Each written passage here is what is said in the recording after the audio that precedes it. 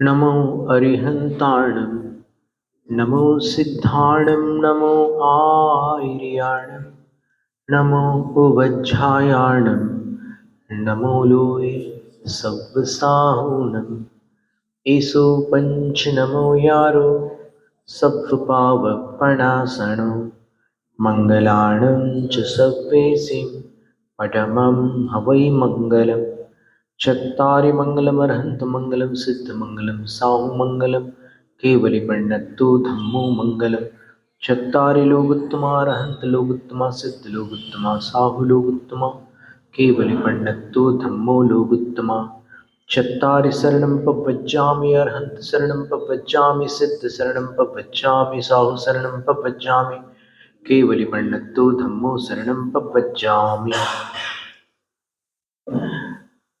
त्रिलोक त्रिकालवर्ती पंच परम गुरु स्वरूप अरहंत सिद्ध आचार्य उपाध्याय और सर्व साधु भगवंतों को भक्तिपूर्ण नमस्कार।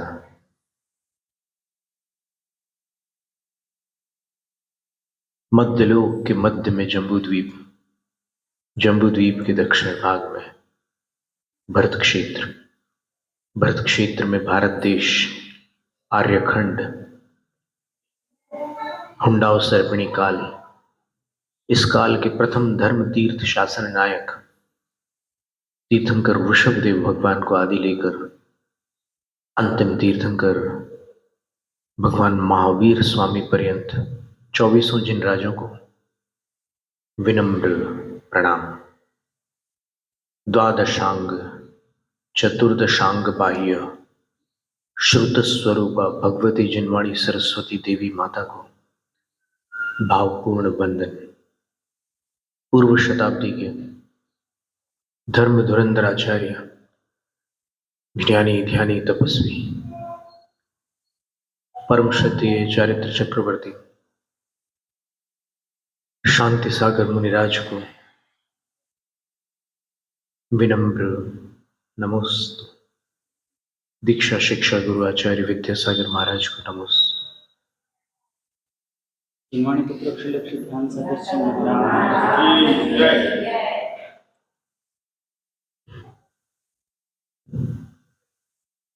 पूर्व सत्र में श्रुतपीठ पर विराजमान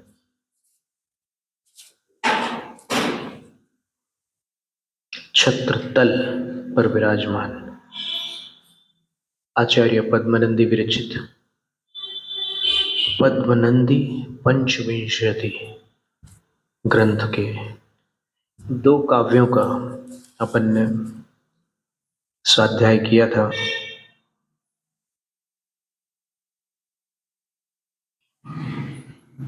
प्रथम काव्य में वृषभदेव भगवान का चित्रण था।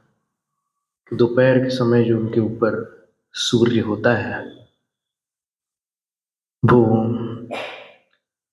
उनकी वीतरागता की वायु से जो ध्यान रूपी अग्नि अंदर प्रज्वलित है, उससे निकली हुई एक चिंगारी मान लो ऊपर उड़ करके चली गई हो। उस सूर्य ऐसा लगता है कि भगवान के ध्यानाग्नि, भगवान की ध्यान रूपी अग्नि की चिंगारी है।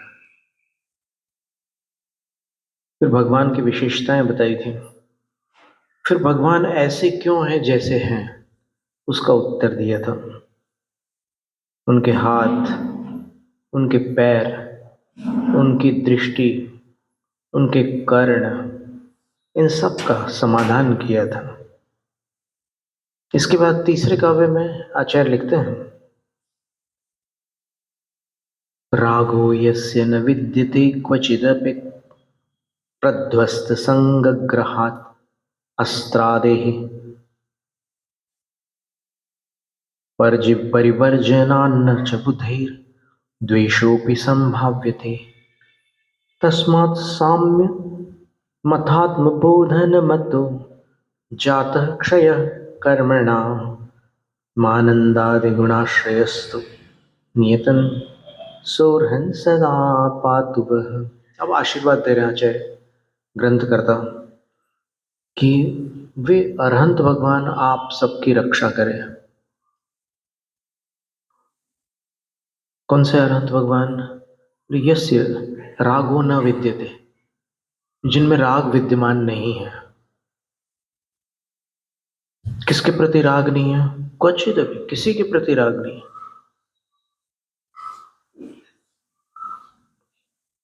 प्रध्वस्त संगस ग्रहात, और जिनके पास परिग्रहों का संग्रह भी नहीं है। वैभव है, भगवान के पास वैभव है। देखो एक बड़े महत्व की बात है।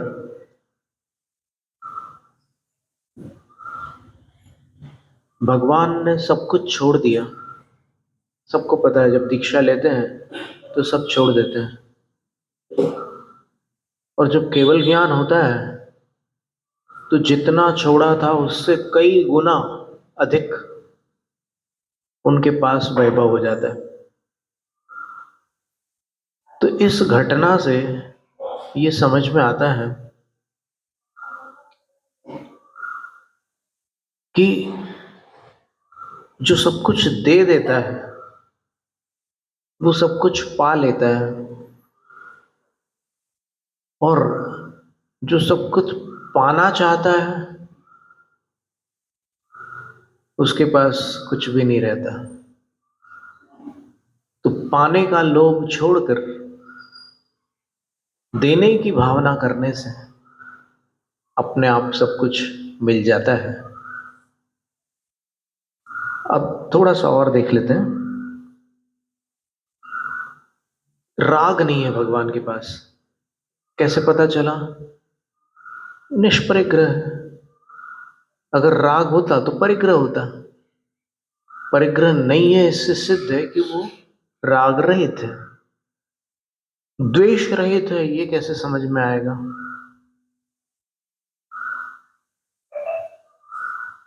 द्वेष रहित है, उसके लिए बोल रहे हैं।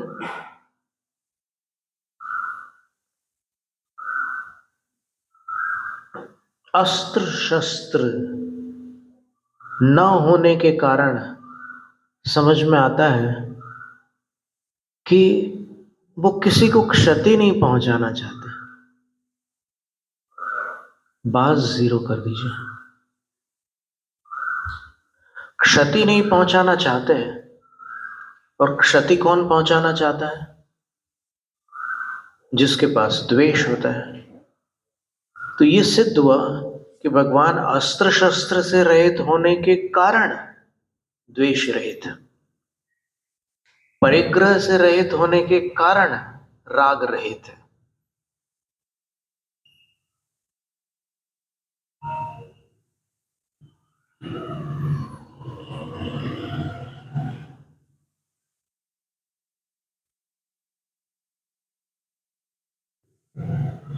तस्मात् साम्यम। अब जब राग और द्वेष का अभाव हो जाने से हृदय शांत हो जाता है, तो उस अवस्था को समता कहते हैं। इस जगत में कोई भी चीज अच्छी या बुरी नहीं है। राग और द्वेष के कारण कुछ चीजें अच्छी लगती है, कुछ चीजें बुरी लगती है। तो भगवान में समता आ गई। राग द्वेष का अभाव हो जाने के कारण समता भाव है। अथात्म बोधनम, और वो आत्मज्ञान से संपन्न। देखिए, आत्मज्ञान की कई श्रेणियां हैं। इसको आत्मज्ञान को, आत्मबोध को शास्त्रों में बहुत से नाम दिए गए हैं। अपन अध्यात्म ग्रंथों में देखेंगे तो निजानुभव, आत्मानुभूति, ऐसे शब्द अपने को देखने मिलेंगे। और इधर तत्वार्थ सार आदि में देखेंगे तो स्वसंवेदन, ये शब्द मिलेगा। अन्य मतों में ब्रह्म ज्ञान एक शब्द है। फिर कहीं पर तत्व विज्ञान शब्द भी आता है तत्वानुशासन आदि ग्रंथों में। रेणसार में निज तत्वोपलब्धि ये एक शब्द आता है। तो ये क्या वस्तु है?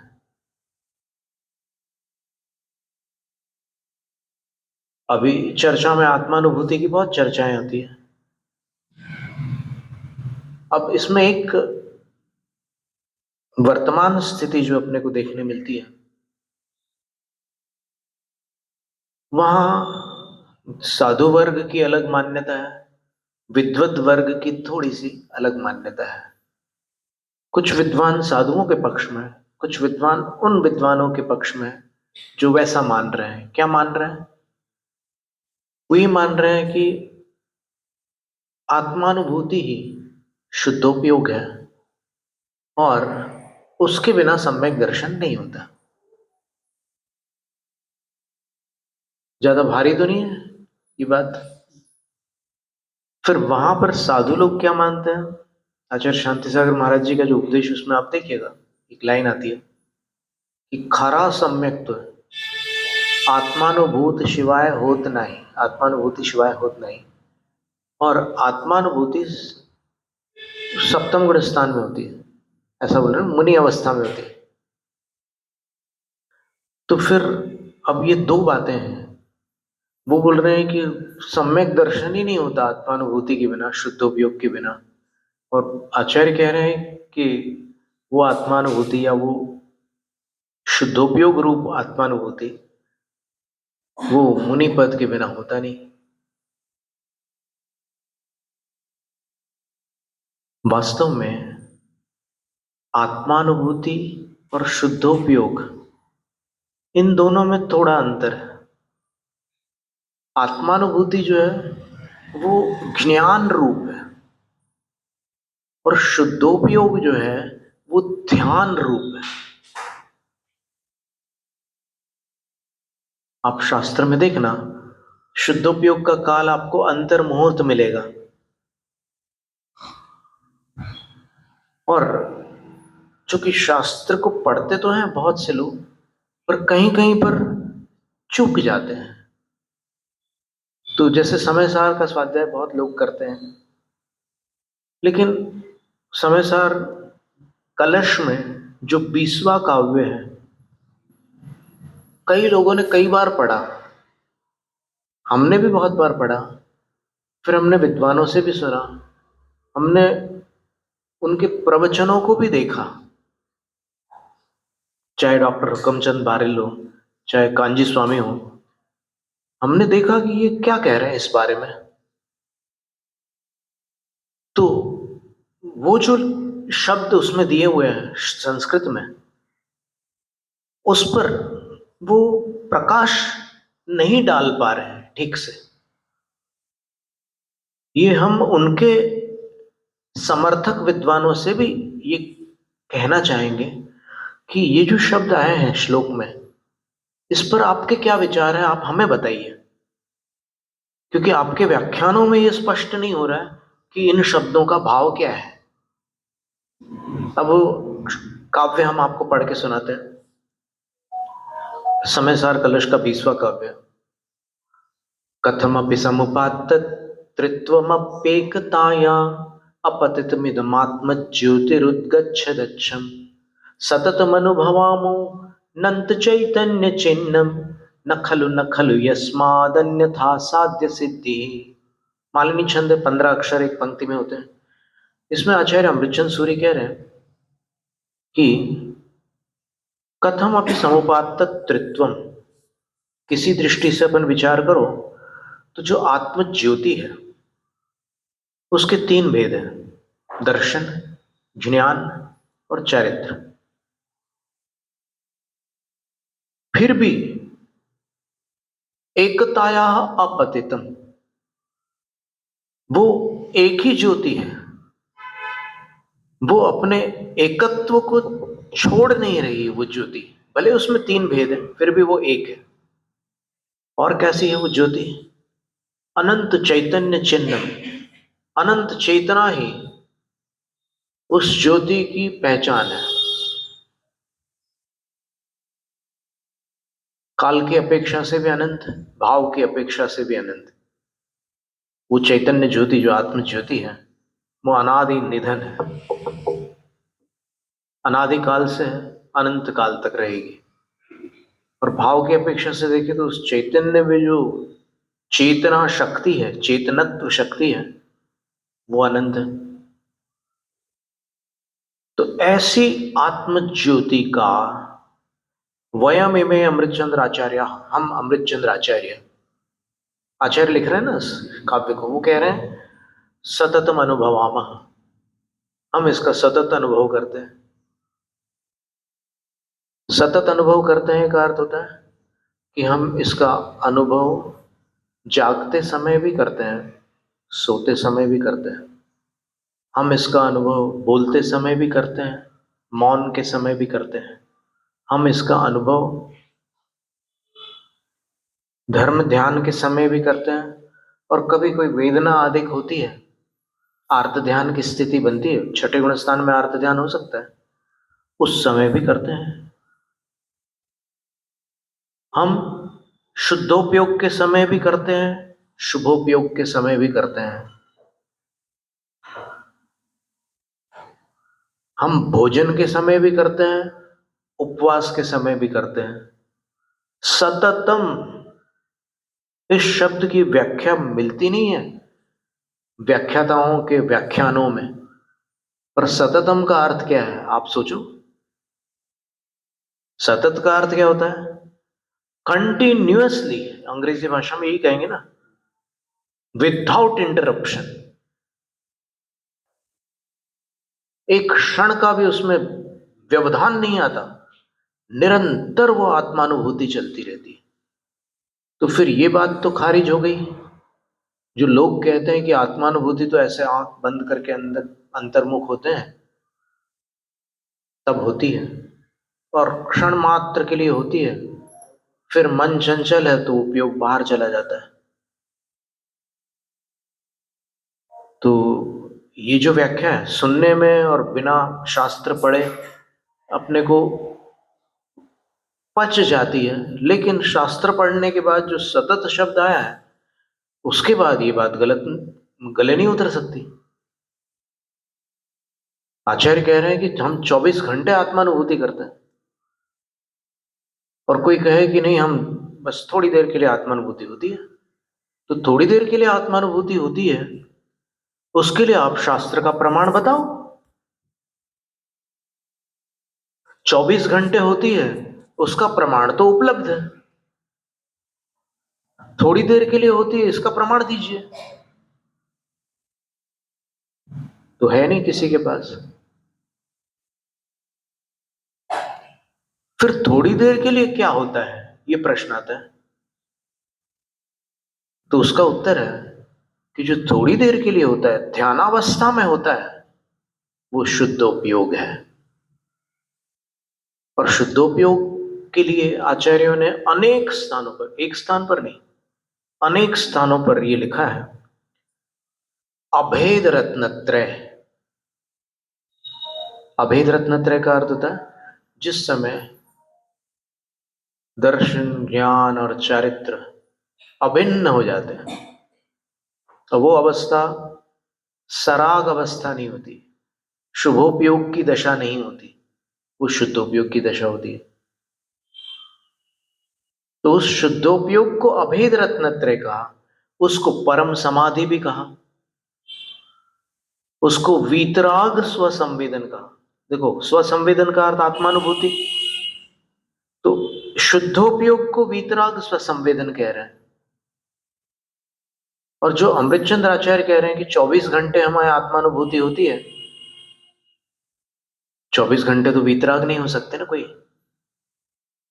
वीतराग कब होंगे? या तो केवल ज्ञान प्राप्त कर लो तो परमानेंट वीतराग हो गए, लेकिन जब तक केवली नहीं है तब तक जो वीतरागता होती है वो अल्पकालिक होती है, वो हमेशा नहीं चलती। उतने समय के लिए वीतराग हो जाते हैं, फिर सराग हो जाता है। अब कोई पूछे कि जैन साधु रागी होते हैं कि वीतराग, तो कुछ लोग उतावली में बोलेंगे कि वीतराग। देखो, इतना उतावली की क्या आवश्यकता है? थोड़ा सोच के उत्तर दे सकते हैं ना, इतनी जल्दी क्यों? तो प्रवचन सार की 245वीं गाथा में कुंदकुंद आचार्य महाराज ने लिखा है कि जैन साधु दो प्रकार के होते हैं, सराग और वीतराग। जो सराग होते हैं वो शुभोपयोगी कहलाते हैं, जो वीतराग होते हैं वो शुद्धोपयोगी कहलाते हैं। तो आप क्यों जबरदस्ती सबको शुद्धोपयोगी बनाना चाहते हो? तो ऐसा आग्रह नहीं। दोनों प्रकार के साधु होते हैं, दोनों पूज्य होते हैं, दोनों परमेष्ठी होते हैं, दोनों धर्मात्मा होते हैं, दोनों ही 3,9 करोड़ मुनियों की गणना में आते हैं।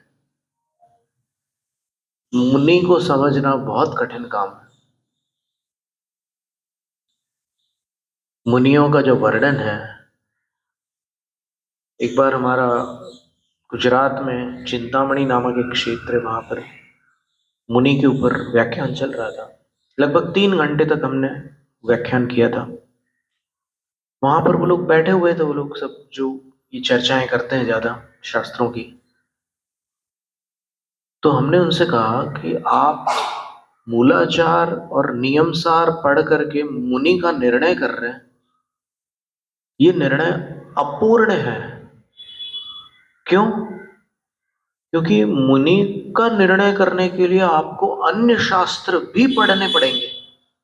केवल मूलाचार पढ़ोगे तो मूलाचार में आपको केवल नियमावली मिलेगी मुनियों की, कि मुनि के 28 मूल गुण कौन से होते हैं, पंचाचार क्या होते हैं, आहार कैसे करना होता है 46 दोष टाल करके, 32 अंतराय कौन से होते हैं, ये सब वर्णन मिल जाएगा मुनियों का। लेकिन अगर कोई मुनि सामने आ गया तो मूलाचार से आप अगर उनको देखोगे, पहचानने की कोशिश करोगे कि ये सच्चे हैं या खोटे हैं, तो चूक हो जाएगी, नहीं पहचान पाओगे। फिर नियम सार से देखोगे तो मुनियों के 28 मूल गुण कौन से हैं। व्यवहार चारित्र अधिकार में नियम सार ग्रंथ में 5 महाव्रत, 5 समिति और 3 गुप्ती दी है। 3 गुप्ती मूल गुण है क्या? नहीं। श्रेणिक चरित्र में शुभचंद्र आचार्य महाराज ने लिखा कि अगर कोई साधु 3 गुप्तियों को अखंड प्राप्त कर ले तो उनको अवश्य ही अवधि ज्ञान उत्पन्न हो जाएगा। और इस पंचम काल में 21 अवधि ज्ञानी मुनि होने वाले हैं। भद्रभाव स्वामी के बाद की बात कर रहे हैं। एक एक हजार वर्ष में एक एक अवधि ज्ञानी मुनि होते हैं। तिलोई पंडिती में लिखा हुआ है, जब कल की काल होता है उस समय मुनियों को अवधि ज्ञान होता है, क्योंकि वो 3 गुप्ती की पूर्णता को प्राप्त करते हैं। तो बीच के इतने वर्षों में कोई भी अवधि ज्ञानी मुनि नहीं होते। कितनी बड़ी बात है। तो 3 गुप्ती भी बहुत मुश्किल है। तो ऐसी स्थिति में साधु का निर्णय कैसे करेंगे? फिर हमने और भी ग्रंथों के नाम बताए कि जैसे कुंदकुंद आचार्य महाराज ने जैन साधुओं की भक्ति लिखी है, योगी भक्ति उसका नाम है। उसमें ऐसे ऐसे जैन साधुओं का वर्णन किया है। बोले कि मैं उन जैन साधुओं को नमस्ते करता हूं जिनके लंबे लंबे नाखून हैं। मैं उन जैन साधुओं को नमस्ते करता हूं जिनकी जटाएं बढ़ी हुई हैं, जिनके केश ऐसे लंबे लंबे हैं। ऐसे विचित्र गाथाएं दी उन्हें। दीहना मनसुलो में तब श्री भरिये नमन सामी, कुंद कुंद आचार्य मारे लिखा है। और अपन अगर अभी देख लें ऐसे कोई साधु, और अरे 4 महीने में केशलोंच का नियम बताया है साधु के लिए। ये जो बाल है ये तो 1 साल के लग रहे हैं, लंबे बाल। क्योंकि यहां तक बाल 1 साल से पहले थोड़ी आते हैं। और आदिनाथ भगवान का वर्णन देखिए आप शास्त्रों में, कहां तक उनके बाल थे। बाहुबली भगवान का वर्णन देखिए हरिवंश पुराण में, कितने बड़े बाल थे उनके। तो आप अगर मूलाचार पढ़ करके साधु का फैसला करेंगे तो फिर ये जो मोक्षगामी साधु है, उनको भी नहीं पहचान पाओगे, और आप ये मान लोगे कि अरे ये साधु जैन साधु नहीं हो सकते, और कुंद कुंद आचार्य उनको नमस्तु कर रहे हैं। अनिठी व कंडोयवधि, जो कभी थूकते नहीं है, जो कभी खुजाते नहीं है। खुजाने पर साधु को कायोत्सर्ग करना होता है। कभी ऐसी परिस्थिति आती है, कोई जीव जंतु काट ले, खुजान आती है, तो उसके बाद कायोत्सर्ग करते हैं। अब अलग अलग शक्ति वाले साधु हैं। अल्प शक्ति वाले साधु अलग होते हैं, महाशक्ति वाले साधु अलग होते हैं। जिन कल्पी साधु अलग होते हैं, जो हर साल 6 महीने उपवास करते हैं, प्रति वर्ष। जिनेंद्र भगवान जैसी चर्या पालते हैं। बहुत प्रकार के साधु हैं। जब तक आप इतने सारे ग्रंथ नहीं पढ़े, भाव संग्रह, तत्वार्थ वार्तिक, सर्वार्थ सिद्धि, योगी भक्ति, नियम सार, फिर प्रवचन सार, खास प्रवचन सार में क्या बताया? प्रवचन सार में ये बताया कि जो महाशक्ति संपन्न साधु हैं, उनको भी कभी कभी कठोरता छोड़नी पड़ती है। क्यों? क्योंकि अगर वो भी अति करेंगे तो हानि होगी। प्रवचन सार ग्रंथ में लिखा है कि अगर कोई मुनि महाशक्ति संपन्न है और वो ज्यादा कठोर नियम ले लेगी, जब तक केवल ज्ञान नहीं होगा तब तक आहार नहीं लूंगा, ऐसा अगर नियम ले ले, और मान लो वो चरम शरीरी ना हो, तो मान लो वो तद्भव मोक्षगामी ना हो, तो आचार्य कहते हैं कि भोजन न लेने के कारण अक्रमेण शरीरम पातयतः, असमय में वो शरीर का नाश करके तपस्या के प्रभाव से देव पर्याय में चले जाएंगे, और वहां असंयमी बनकर भारी आश्रव बंध को प्राप्त हो जाएंगे। ततः, इसलिए वरम अपवाद सापेक्षोत्सर्ग, इसलिए जो कठोर चर्या वाले हैं उनको भी कभी कभी थोड़ा कोमल होकर शरीर को वेतन देने के लिए आहार चर्या करनी पड़ती है। आहार चर्या कठोर चर्या नहीं है। आहार की विधियां कठोर हो सकती है, लेकिन आहार लेना एक प्रकार का कोमल आचरण है। फिर उसमें तप को अगर आप जोड़ेंगे तो थोड़ी कठोरता तो आएगी, लेकिन ले रहे हैं इसका मतलब यह है कि ग्रहण हो रहा है, तो उतना ग्रहण करना आवश्यक है। बोले, और फिर बोले जो अल्प शक्ति वाले साधु हैं वो क्या करें? कोमलचर्या करें। मूलाचार प्रदीप में लिखा है कि शास्त्र के अनुसार प्रतिदिन आहार लेना अच्छा है, लेकिन शास्त्र से विरुद्ध 1 महीने बाद उपवास करके आहार लेना भी अच्छा नहीं है। मतलब आपने मासोपवास किया, लेकिन जब पारणा थी तो फिर शास्त्र से विरुद्ध आहार लिया, तो वो ठीक नहीं है। आप रोज आहार लो, लेकिन आहार शास्त्र के अनुसार लो तो उचित है। तो ऐसी सारी बहुत सारी बातें हैं। नमो लोए सब सावणम अगर किसी को समझ में आ जाए तो उसके ज्ञान के सारे द्वार खुल जाए। नमो लोए सब सावणम का अर्थ क्या है? कितनी बड़ी बात है। लोए का अर्थ धवला ग्रंथ में लिखा है, तीनों लोक, और सव्व का अर्थ लिखा उन्होंने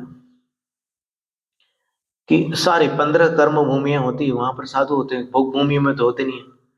वो 15 कर्म भूमियां, और एक बात और लिखी सर्व सव्व में कि भूत भविष्य वर्तमान, तीनों काल के साधुओं को नमस्ते। तीनों लोक के और तीनों काल के साधुओं को नमोस्तु। नमो लोए सब साहुण। और इसके बाद में एक बात और कह दी उन्होंने कि जैसे तीनों लोक के और तीनों काल के सब साधुओं को नमोस्तु किया, वैसे ही ऊपर के चारों परमेष्ठियों को भी तीनों लोक और तीनों काल जोड़ करके नमोस्तु करना। लिखा एक बार है, कुछ चीजें कभी कभी एक ही बार लिखी जाती है, जैसे सम्यक दर्शन ज्ञान चारित्राणि मोक्ष मार्ग, सम्यक एक ही बार है, लेकिन कहाँ कहाँ जुड़ता है वो, तीनों में जुड़ता है। फिर उत्तम क्षमा मार्दवार जो शौच सत संयम तपस्या किंचन ब्रह्मचर्याणि धर्म, एक ही बार उत्तम शब्द है क्षमा से पूर्व, लेकिन उसका संबंध दसों के साथ है ना। इसी प्रकार लोए और सव, इन दो पदों का संबंध नमोकार मंत्र में अर्थ करते समय, पढ़ते समय नहीं है, अर्थ लगाते समय पांचों के साथ लगाना। तो लोक में और तीनों काल में सब अरहंतों को नमस्ते, तीनों लोक तीनों काल के सब सिद्धों को नमस्ते, तीनों लोक तीनों काल के सब आचार्यों को नमस्ते, तीनों लोक तीनों काल के सब उपाध्यायों को नमस्ते, और तीनों लोक तीनों काल के सब साधुओं को नमस्ते। ऐसा है नमोकार मंत्र का अर्थ। और उसमें अरिहंत और सिद्ध दो परमात्मा है, आचार्य उपाध्याय साधु। परमात्मा आराध्य है और आचार्य उपाध्याय साधु आराधक है। और आराधना आप जानते हैं कौन सी है? चार आराधना है, सम्यक दर्शन, सम्यक ज्ञान, सम्यक चारित्र और सम्यक तप, ये चार आराधना है। तो श्वेतांबरों का जो पुराना नवकार मंत्र है, जब 25वां निर्वाण महोत्सव मनाया गया था, आपको स्मरण होगा, दिगंबर से श्वेतांबर सब ने मिलकर के मनाया था, बहुत बड़े स्तर पर मनाया था, धूमधाम के साथ। तो उस समय उपाध्याय अमर मुनि नाम के एक श्वेतांबर साधु थे, उन्होंने एक पुस्तक लिखी थी, और उस पुस्तक में उन्होंने 9 नमस्कार दिए थे। और उन्होंने ये सूचित किया था कि अभी जो श्वेतांबर बंधु नवकार पढ़ते हैं, आपने सुना ना नवकार, अपन नमोकार बोलते हैं, श्वेतांबर लोग नवकार बोलते हैं।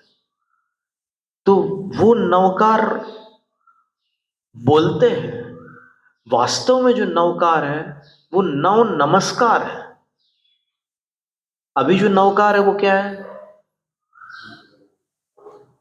नमो, वहां न बोलते हो, अपन निर्णा बोलते हैं दिगंबरों में। नमो अरिहंताणम, नमो सिद्धाणम, नमो आयरियाणम, य बोलते हो। दिगंबरों में ई बोलते हैं, आ इरियाणम। श्वेतांबरों में आ यरियाणम बोलते हैं। फिर नमो उवज्झायाणम, नमो लोए सव सावुणम, एसो पंच नमुक्कारो सव पावपणासणो, मंगलानंच सव्वेसिम पडमम हवई मंगलम। तो वो 35 अक्षर और एसो पंच नमुक्कारों के 35 और 33 अक्षर 33, तो ऐड करो 35 और 33, 68।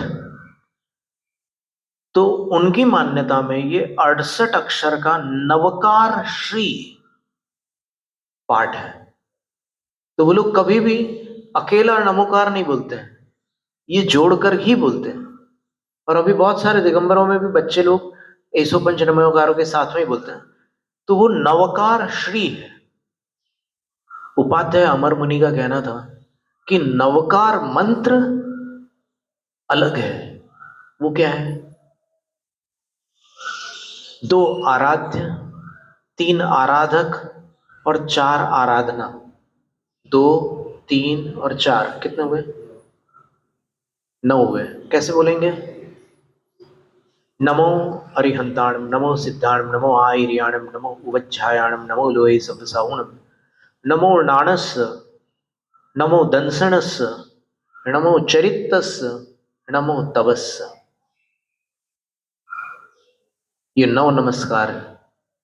और इसमें दिगंबर श्वेतांबर में कोई विवाद नहीं, दोनों आमनाय में इन नवों को नमस्कार किया जा सकता है। सम्यक दर्शन को नमस्कार करने में किसी को कोई तकलीफ तो नहीं है, नहीं वो लोग करते हैं तो हम नहीं करेंगे, ऐसा नहीं है।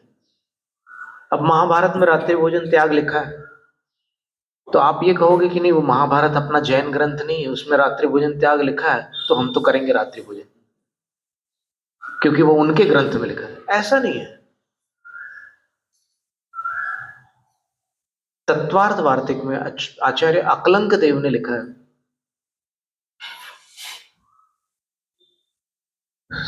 एक द्वात्रिंशतिका का काव्य उद्धृत करके उन्होंने लिखा है कि देखो भाई, ये मत समझना कि अपने बाहर वाले सब जगह गलत है। सुना आपने क्या? कि ये मत समझना कि जो चीज जैन शास्त्रों के अलावा कहीं कोई अन्य स्थान पर मिल रही है वो पूरी ही गलत हो, ऐसा नहीं है। स्फुरन्ति याः काश्चन सूक्त संपदः सुनिश्चितं नः परतंत्र युक्तिषु स्फुरन्ति याः काश्चन सूक्त संपदः तवैव ताः पूर्व महारणवोत्थिताः जगत प्रमाणम जिन वाक्य वपुरुषः। बड़ा सुंदर काव्य है। इसमें आचार्य कह रहे हैं कि हे प्रभु, हे अनंत देव, जैन शास्त्रों के बाहर भी कुछ ऐसी सुंदर बातें मिलती है कि अपनाने को जी करता है। तो क्या उसमें मिथ्यात्व का दोष नहीं लगेगा? तो उस जो काव्य अभी हमने पढ़ के सुनाया आपको, उसके उत्तरार्ध में लिखा है नहीं लगेगा। क्यों नहीं लगेगा? क्योंकि ये काल का प्रभाव है। इस काल में ये जो अमृत का समुद्र था तब पूर्व महारणवोत्थिता था।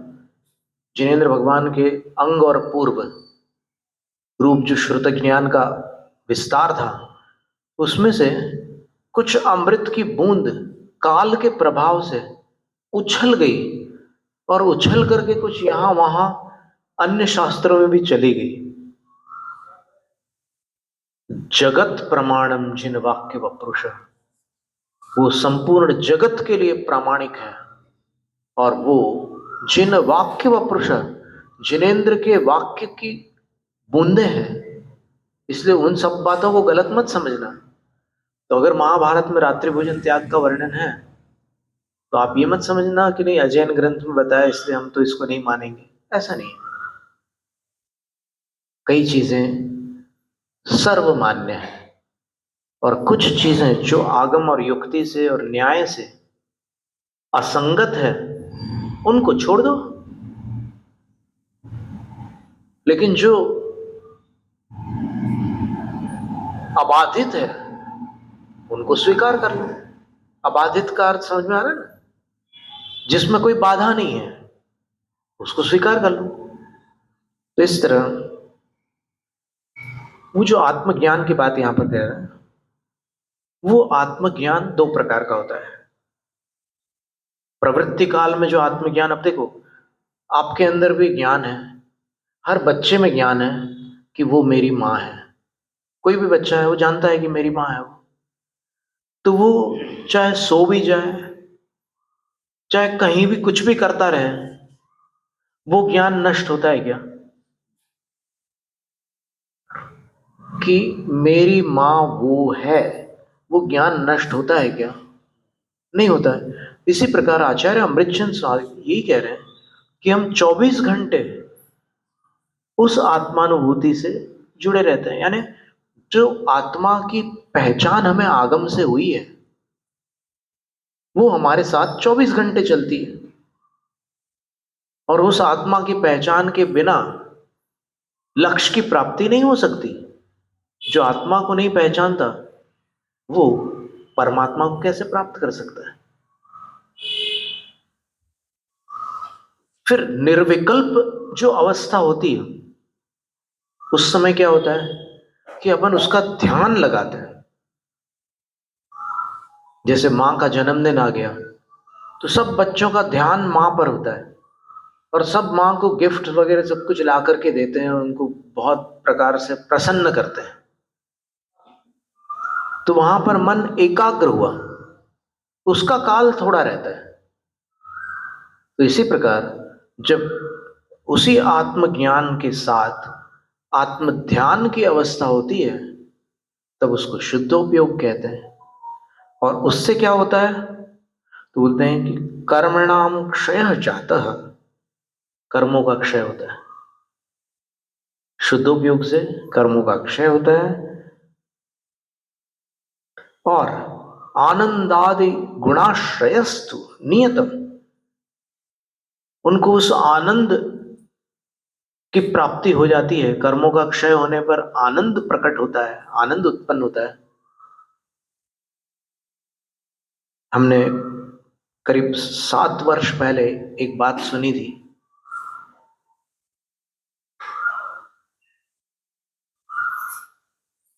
कि कोई ऐसा जीव है जिसने नरकों के बहुत भारी दुख सहन किए हैं, और इस मन यहां आकर मनुष्य बनने के बाद भी उसको कोई सुख नहीं मिला, पर संयोग से उसको अरहंत भगवान के समोसरण में जाने का मौका मिल गया। तो इतना उदास और दुखी जीव एक बार जब भगवान के मुख का दर्शन करता है, तो वो एक पल उसके सागरों के दुख पर भारी हो जाता है, और वो अपने इतने लंबे समय के दुख को भूलकर भगवान के मुख को देखकर आह्लादित हो जाता है। उसके मुख पर भी मुस्कान आ जाती है, प्रसन्नता की झलक आ जाती है उसके चेहरे पर। और वास्तव में भगवान के अगर दर्शन कोई सच्चे दिल से कर ले, तो उसकी उदासी उसका साथ छोड़कर पता नहीं कहां भाग जाएगी। वो उदास रह नहीं सकता, क्योंकि जो आनंद की मूर्ति है, जो शांति की मूर्ति है, उनको देख, उनके दर्शन के बाद अपने अंदर अशांति और अपने अंदर उदासी कैसे रह सकती है? जहां उजाला है वहां अंधेरा कैसे रह सकता है?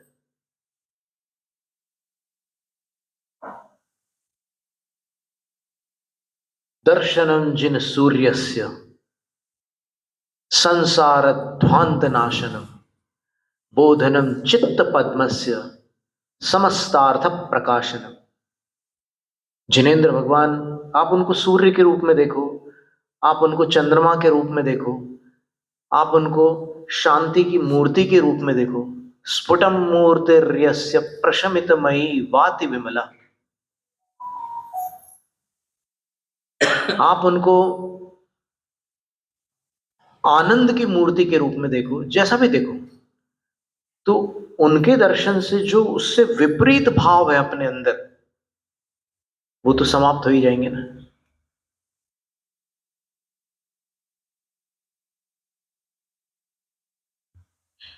कोई बच्चा रोता है और उसके पिता उसके सामने स्माइल करके बोलते हैं कि हंस, तो कैसा होता है उसका? वो कोशिश करता है और रोने की, लेकिन फिर पिताजी के उस मुस्कुराते हुए चेहरे को देख करके अंत में उसके चेहरे पर भी मुस्कान आ जाती है। तो ये तो जगत पिता है। इनके आनंद को देखकर क्या अपन अपने दुख को पकड़ के रख सकते हैं? नहीं। इनकी छवि अपने आप में सब कुछ कह देती है कि हे भव्य प्राणी, तू इस समय मुझे देख रहा है, देख मैं ऐसा क्यों हूं।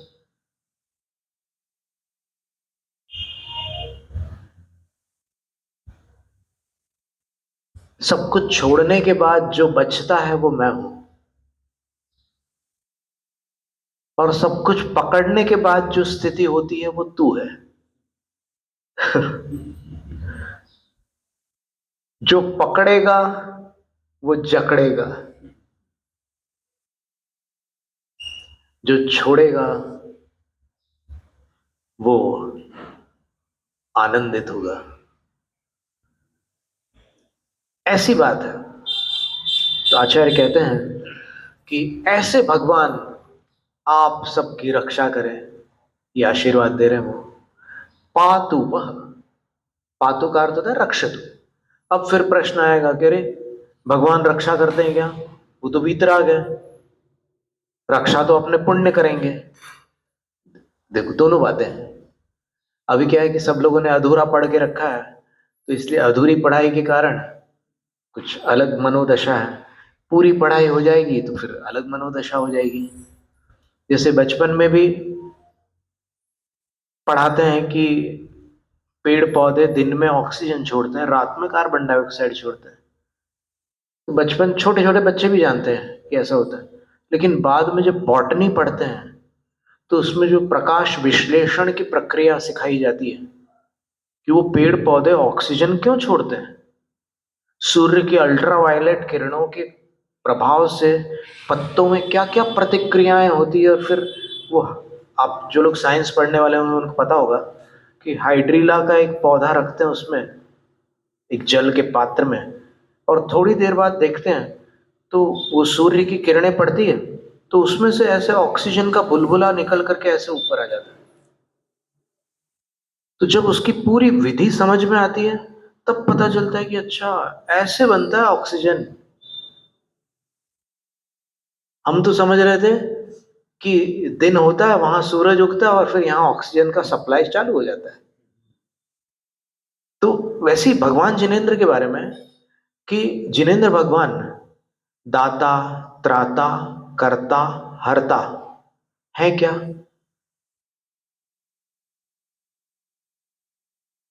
तो इसका क्या उत्तर होगा? स्याद्वाद। आपने स्याद्वाद शब्द सुना होगा। तो स्याद्वाद में इसका उत्तर यही है कि है भी और नहीं भी। फिर कैसे है और कैसे नहीं है, यही तो समझना है। जैसे ना आचार्य महाराज ने तात्पर्य वृत्ति में समय सार, प्रवचन सार, पंचास्तिकाय में लिखा है कि एक ही व्यक्ति पुत्र है,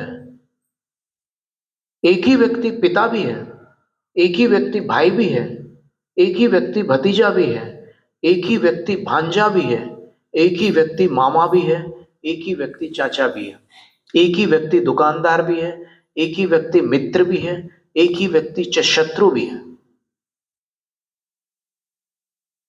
देखो आप लोगों की बुद्धि कितनी तेज है, तुरंत आपने समझ लिया। भाई कैसे है वो? बहन की दृष्टि से भाई है, अथवा उसका कोई और भाई है उसकी दृष्टि से भाई है। पुत्र कैसे है? माता पिता की दृष्टि से। और पिता कैसे है? अपनी संतान की दृष्टि से। भतीजा कैसे है? अपने चाचा की दृष्टि से। माँ, भांजा कैसे है? मामा की दृष्टि से। मामा कैसे है? भांजे की दृष्टि से। चाचा कैसे है? भतीजे की दृष्टि से। शत्रु कैसे है? जिससे दुश्मनी है उसकी अपेक्षा से शत्रु है। मित्र कैसे है? जिससे मित्रता है उसकी अपेक्षा से मित्र। दुकानदार कैसे है? दुकान की अपेक्षा से दुकानदार है। ठीक है। ये अपेक्षाएं लगाने से इतने सारे रूप एक व्यक्ति में है, और फिर इन अपेक्षाओं को हटाओ, जितने भी संबंध है उनको हटा दो, तो क्या है? सब कुछ होते हुए भी कुछ नहीं है। ठीक इसी प्रकार जिनेंद्र भगवान, जिनेंद्र भगवान दाता है। क्या भगवान कुछ देते हैं? थोड़ा सोच करके उत्तर दो। पहले भी हमने कहा था ना कि उत्तर देने में उतावली नहीं करना। भगवान कुछ देते हैं क्या? तो जो नहीं देते उनसे प्रार्थना नहीं कर सकते। प्रार्थना उन्हीं से की जाती है जो देते हैं।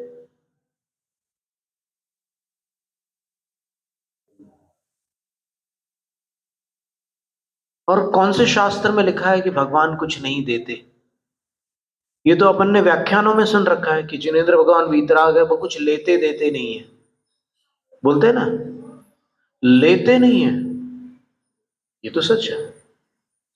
भगवान कुछ लेते नहीं है, लेकिन देते नहीं है ये कहां से आ गया?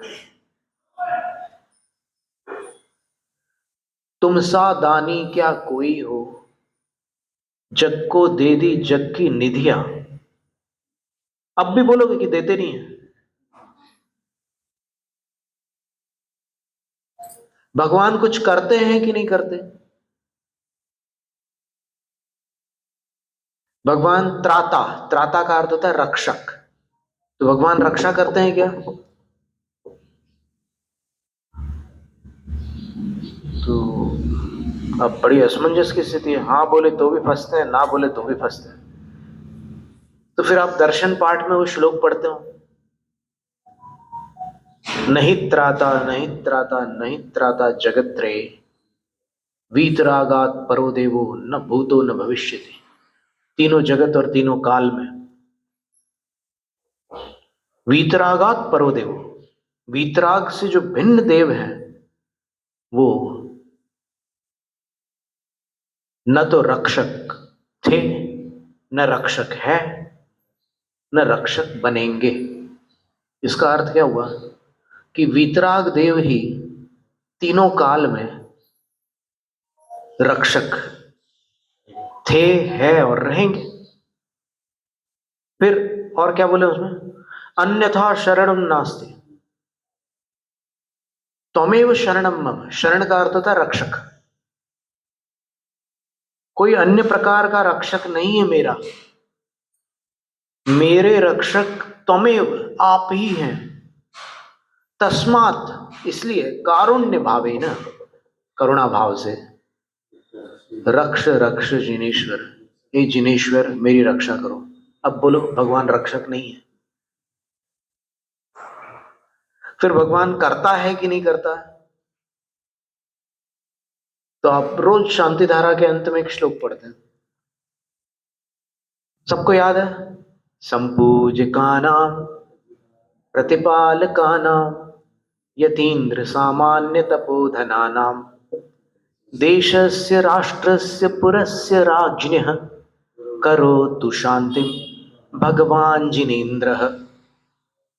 ये लाइन आप लोग 3 बार बोलते हैं, बहुत सुंदर है। कुछ चीजें आपकी, कुछ आदतें बड़ी मस्त है। करोतु शांतिम भगवान जिनेन्द्र, करोतु शांतिम भगवान जिनेन्द्र, बहुत सुंदर बात है। अर्थ क्या है इसका? संपूजकानाम, जो समीचीन अर्थात शास्त्र में बताई हुई पूजा करने वाले पूजक हैं उनके लिए। प्रतिपालकानाम, जो प्रतिपालक अर्थात रक्षक हैं, माता पिता राजा आदि, प्रतिपालकानाम। यतीन्द्र सामान्य तपोधनानाम, यतीन्द्र यानी साधुओं के प्रमुख आचार्य, और सामान्य तपोधन यानी उनके संग के साधारण सामान्य साधु। देशस्य, देश, राष्ट्रस्य, राष्ट्र, अनेक देशों से मिलकर एक राष्ट्र बनता है, आपको पता है। विदर्भ एक देश, मराठवाड़ा एक देश है, सौराष्ट्र देश है, बुंदेलखंड देश है, और राष्ट्र क्या है? भारत। तो देश, देशस्य देश की, राष्ट्रस्य राष्ट्र की, पुरस्य, पुर का अर्थ होता है नगर, नगर की, और राज्ञ यानी राजा की। भगवान जिनेन्द्र शांतिम करोतु, भगवान जिनेन्द्र शांति करे। किनकी शांति करे? इन सब की, इनकी जितनी भी अशांति है वो सब समाप्त करके शांति कर दे। तो भगवान कुछ नहीं करते, तो फिर ये श्लोक क्यों पढ़ते हो रोज? फिर भगवान किसी के दुख हरते हैं क्या? किसी की पीड़ा हरते हैं क्या? फिर सिर कैसे हिलाए? हाँ, हाँ भरते तो भी समस्या है, ना बोलते तो भी समस्या है। तो फिर आप भक्तामर का एक काव्य तो सबको आता, पहला काव्य भी अगर ना आता हो किसी को तो उसको भी वो 26वां काव्य आता है भक्तामर का, तुभ्यं नमः वाला। क्या है वो काव्य? ऐसे डर डर करके मत बोलो, खुल करके बोलो।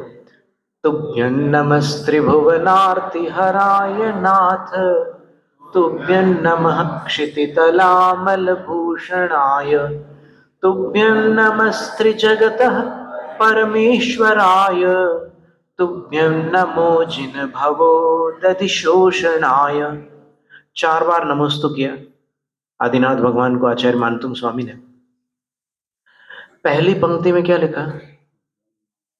तुभ्यं नमस्त्रिभुवनार्ति हराय नाथ, तीनों भुवन की यानी तीनों जगत की अर्ति, अर्ति का अर्थ होता है पीड़ा, उसके हराय हरने वाले, तुभ्यम आपके लिए, नमः नमन, तीनों जगत की पीड़ा हरने वाले।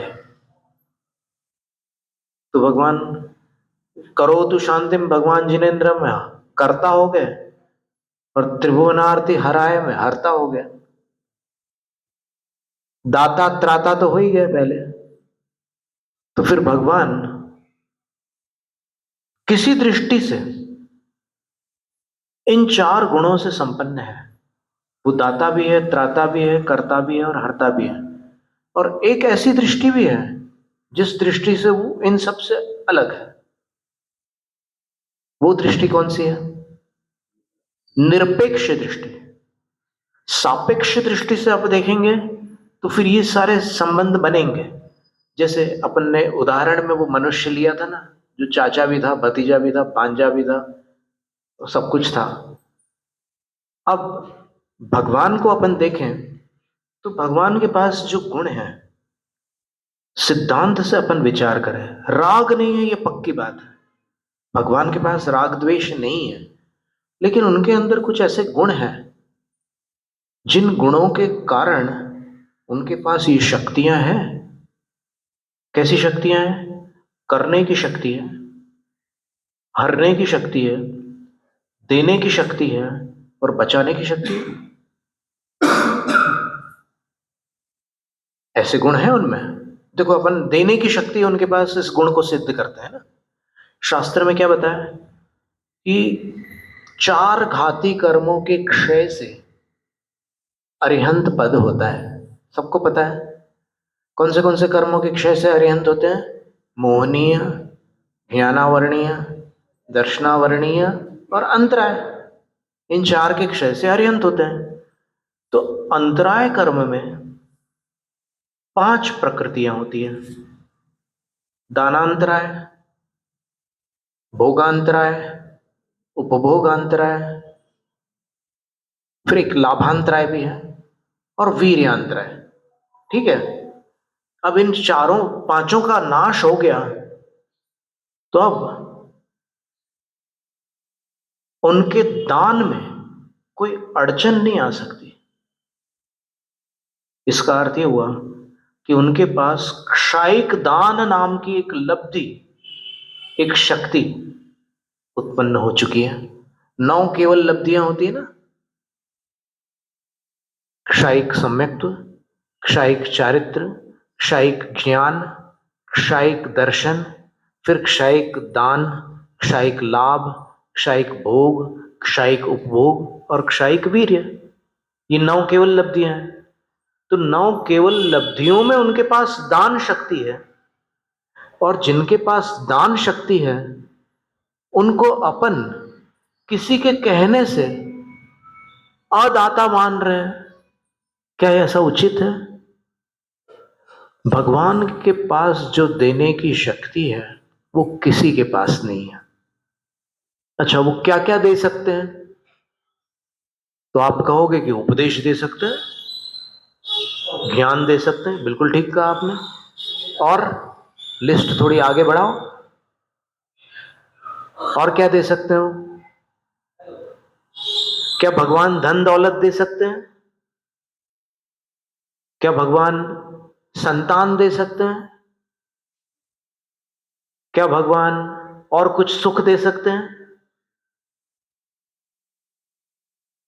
आप लोग घबराओ मत, आपके चेहरे देख करके हमें डर लग रहा है कि प्रश्न सुनकर के कैसे भयभीत हो गए आपके चेहरे। घबराने की बात नहीं है। कुंद आचार्य महाराज ने बोध पावड़ की 24वीं गाथा में लिखा है कि जिसके पास होता है वो ही देता है, और अरहंत भगवान के पास क्या क्या है इसका आप अनुमान स्वयं लगा लेना। वो क्या क्या देते हैं इस विषय में गाथा में लिखा है।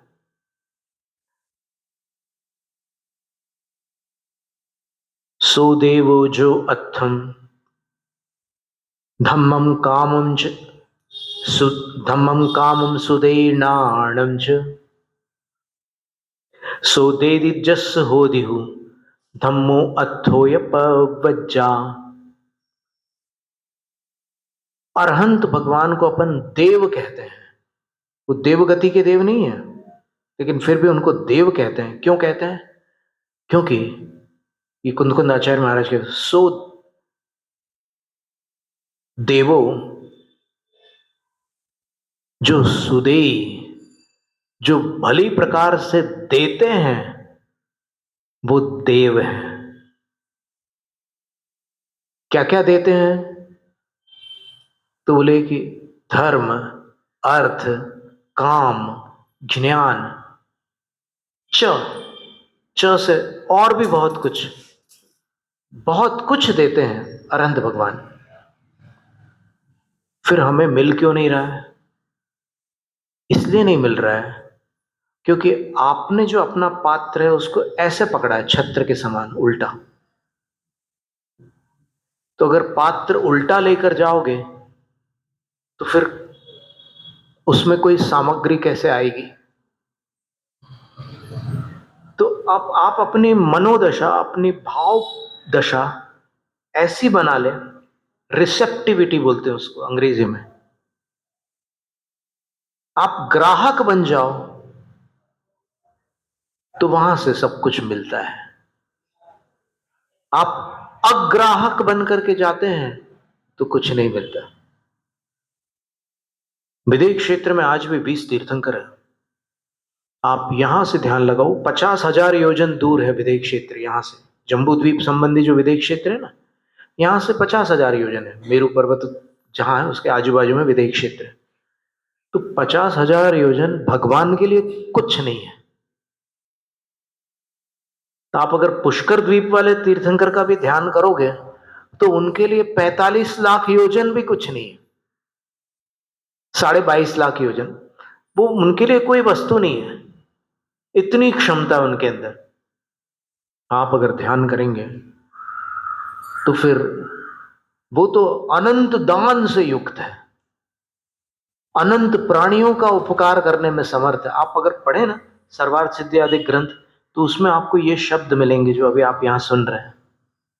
अनंत प्राणी गणानाम उपकार कारकम अभय दान दायकम। उक्षायिक दान लब्धि से वो अनंत प्राणियों को अभय दान प्रदान करते हैं। और कुंद आचार्य की गाथा के अनुसार तो वो धर्म, अर्थ, काम सब कुछ प्रदान करते हैं। कविवर दयानंद राय जी ने जो पार्श्वनाथ भगवान की एक स्तुति लिखी है, नरेंद्रम फणींद्रम, सुनिए आपने? नमे जोड़ी हाथम, है ना, ये एक स्तुति है। उसमें उन्होंने कुछ ऐसी पंक्तियां लिखी है। अपुत्रीन को तू, क्या है बोलो आगे? भले पुत्र कीने दरिद्रीन को द्रव्य के दान दीने, तू ही सुख करता तू ही दुख हरता। इस तरफ ध्यान गया कभी आपका? कुछ कवियों का कहना है कि अरे क्या कर्तावाद भर दिया, जिनेंद्र भगवान ऐसे थोड़ी होते हैं। तो फिर आप कुंद आचार्य से सवाल करो, कवियों की बात छोड़ो। कुंद आचार्य महाराज ने बोध पावड़ में क्यों लिखा है कि भगवान धर्म, अर्थ, काम और ज्ञान प्रदान करते हैं? कुंद आचार्य महाराज पर प्रश्न चिन्ह लगा दो। और सर्वार्थ सिद्धि में पूज्यपाद आचार्य महाराज कह रहे हैं कि भगवान के पास क्षयिक दान होता है तो वो अनंत प्राणियों को अभय दान दे सकते हैं। अब प्रार्थना करने में आनंद आएगा जब पता चलेगा कि भगवान दाता है। तो आपको प्रार्थना करने में बस इतना ध्यान रखना कि इनसे क्या मांगना।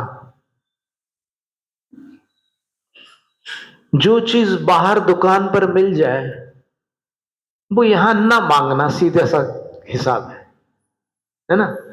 जो चीज और कहीं ना मिले वो यहां मांगना। वो क्या चीज है? आत्म कल्याण, दर्शन, ज्ञान, चरित्र हर जगह नहीं मिलते, बाजार में, शिविरों में नहीं मिलते, वक्ताओं के वक्तव्यों में नहीं मिलते, और अपने आगम से भिन्न चिंतनों में भी दर्शन, ज्ञान, चारित्र नहीं मिलते। वो इनकी शरण में मिलते हैं, इनकी वाणी में मिलते हैं, और इनकी अप्रदूषित वाणी में ही सम्यक होता है। इनकी प्रदूषित वाणी में नहीं मिलेगा सम्यक दर्शन। काल का प्रभाव है आज, जिन वाणी में भी प्रदूषण है, हर जगह प्रदूषण है। अब छत्र, ये देखिए आप, ये जो छत्र है सामने, शास्त्र में ये छत्र का स्वरूप नहीं है। पूज्यपाद आचार्य महाराज ने नंदीश्वर भक्ति में और शांतिनाथ भगवान की स्तुति में स्पष्ट लिखा है कि छत्र डंडे में लगा होता है, और डंडा नीचे से होता है, ऊपर से नहीं होता। इसके ऊपर तो बहुत सुंदर आकृति रहती है कलशों जैसी, और ऊपर कुछ भी नहीं होता। ये जो छत्र है उसके ऊपर केवल वो सुंदर सुंदर आकृतियां रहेंगी, रत्न जड़े होंगे, और नीचे डंडा होगा, उसके नीचे दूसरा छत्र, उसके नीचे उससे बड़ा छत्र, ऐसे क्रम से, ऊपर सबसे छोटा, फिर बड़ा, फिर और बड़ा, और नीचे डंडा होगा, और वो डंडा थोड़ा सा मुड़ करके पीछे जाएगा, और फिर अच्छे से व्यवस्थित वो कहीं जड़ित होगा, फिट होगा। और छत्र ऐसे घूमेगा, लेकिन ऐसे झूलेगा नहीं। झूलना अशुभ है, क्योंकि छत्र शासन का प्रतीक है। अगर छत्र हिल रहा है तो अपना शासन अस्थिर है, और छत्र अचल है। आप भक्तामर में देखिए 3 छत्र का जहां वर्णन है, छत्र त्रयं तव विभाति शशांक कांत उच्चैः स्थितम। क्या लिखा है? स्थितम लिखा है ना। स्थित का अर्थ क्या होता है? अचल। स्थित का अर्थ झूलना नहीं होता, स्थित का अर्थ होता है अचल। तो छत्र अचल होते हैं। आप कर्नाटक में कभी जाएंगे, श्रवणबेलगोल जाएंगे, या और कहीं किन्हीं स्थानों पर जाएंगे, या फिर आप पुराने पाषाण की छत्रों वाली मूर्तियां देखेंगे, तो आपको छत्रों के ऊपर कुछ भी नहीं मिलेगा। स्मरण करिए, कहीं आपने कभी पहले दर्शन किए हो तो आप स्मृति पटल पर थोड़ा ध्यान दीजिए, तो आपको स्पष्ट समझ में आएगा कि नहीं, उसके ऊपर कुछ हो ही नहीं सकता। फिर ये जो आकृति यहां बनी है, इसको ऐसे नीचे से भी बनाया जा सकता है। इसकी सुंदरता को क्षति न पहुंचाते हुए बहुत प्रयास प्रशंसनीय है। थोड़ा सा बस आगम का आलंबन देकर के इसको और सुंदर बनाया जा सकता है। तो ऐसी बहुत सारी बातें हैं शास्त्रों में, इतनी सुंदर सुंदर बातें भरी हुई है कि अपन सुनते जाओ, पढ़ते जाओ, मन थकता ही नहीं है। भूख प्यास को अपन उतने समय के लिए भूल जाते हैं, और एकदम ऐसा लगता है कि अरे, मैं जिनकी बचपन से आराधना करता हूं वो ऐसे हैं, आज पता चला कि ऐसे हैं। तो चिंता मत करो, जब केवल ज्ञान होगा तब पता चलेगा कि कैसे है पूरे। अभी तो थोड़ा थोड़ा थोड़ा थोड़ा जानकारियां अपन इकट्ठा कर करके और अधिक भक्ति करेंगे भगवान की। फिर जिस दिन अपन वहां पहुंचेंगे, वास्तव में भगवान को भगवान बिना कोई नहीं जान सकता, इतना विराट स्वरूप है उनका। अपन उनके कुछ गुणों को जानते हैं, थोड़ा थोड़ा करके आगम से समझते हैं। जैनम जयतु शासन।